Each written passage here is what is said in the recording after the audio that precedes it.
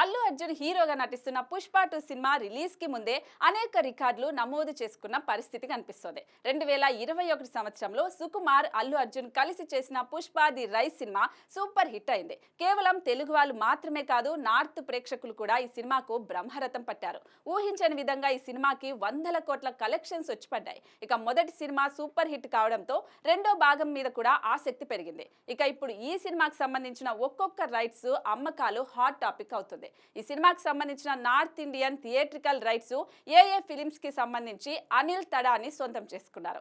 దాదాపు 200 కోట్ల రూపాయలకు ఇందుకోసం ఆయన వెచ్చించారు. ఇక ఇప్పుడు ఈ సినిమా డిజిటల్ రైట్స్ కి సంబంధించిన వార్త ఒకటి వెలుగులోకి వచ్చింది. ఈ సినిమా కోసం నెట్ఫ్లిక్స్ దాదాపుగా 250 కోట్ల రూపాయలు వెచ్చించినట్లుగా తెలుస్తోంది. 250 కోట్లు అనేది బేస్ ప్రైస్ అని, సినిమా బాక్సాఫీస్ వద్ద సాధించే కలెక్షన్స్ ని బట్టి 300 కోట్ల వరకు రేటు పెంచవచ్చని అంటున్నారు. ఇప్పటి వరకు భారతదేశంలో అత్యధిక డిజిటల్ రైట్స్ సంపాదించిన సినిమాగా RRR ఉండేది. ఆ సినిమాకి దాదాపు 170 కోట్ల డిజిటల్ రైట్స్ ద్వారా వచ్చాయి. ఇప్పుడు ఆ సినిమాకి దాదాపు రెట్టింపు అమౌంట్ కి పుష్ప 2 రైట్స్ అమ్ముడుపోవడం ఆల్ టైమ్ రికార్డరే అంటున్నారు. ఈ దెబ్బతో అల్లు అర్జున్ పుష్ప 2 ఖాతాలో మరో రికార్డు పడినట్టే.